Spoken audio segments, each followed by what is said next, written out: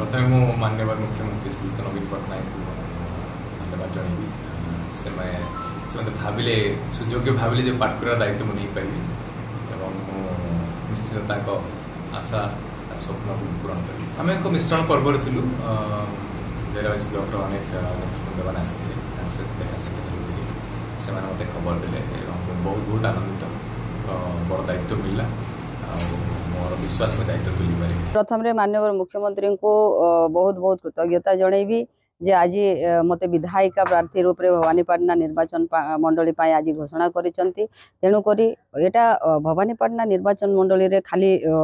ललिता नायक को टिकट दिया जाए नहीं प्रत्येक जनसाधारण आज ललिता नायक हिसाब रे समस्ते लड़िबे मो पाई आ मोर एतकी आशा अच्छी जे समस्त रूप भरोसा अच्छी जे आज समस्ते भवानीपाटना निर्वाचन मंडली रो तथा मोर दलीय समस्त कर्मी भाई भौणी समस्ते मिसिक आज मोर लगी माननीय मुख्यमंत्री जो आस्था प्रकट करी आज मते विधायिका रूप में चयन करिसंती तेणु करी समस्ते गोटे गोटे ललिता नायक हिसाब रे समस्ते निर्वाचन मैदान को ओल्हेबे मोर एतिकी आशा अच्छी भरोसा अच्छी। माननीय मुख्यमंत्री को मो सर्वप्रथम नमस्कार और शुभेच्छा जनाऊँगी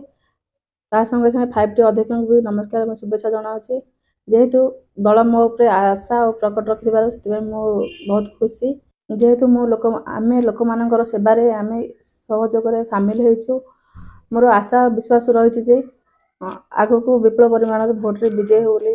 आशा और विश्वास रही। बिजु जनता दल प्रार्थी तालिका माननीय मुख्यमंत्री घोषणा करिसेंती एवं पर्यटन निर्वाचन मंडली मते माननीय मुख्यमंत्री पुणी थे प्रार्थी करिथिबारु एवं तांकर मो प्रति दृढ़ विश्वास अच्छी से दृष्टि रखी माननीय मुख्यमंत्री को अशेष धन्यवाद दूसरी कृतज्ञता ज्ञापन करुच्ची एवं आगामी दिन में माननीय मुख्यमंत्री जो अगाढ़ विश्वास मो प्रति अच्छी ताकू दृढ़ करने सुदृढ़ करने आगामी निर्वाचन में आम जमी अधिक संख्यक भोट व्यवधान जितु से प्रयास जारी रही आमर सबू विजु जनता दल सब कर्मी मैंने से दिगरे समस्त सहयोग करेंगे।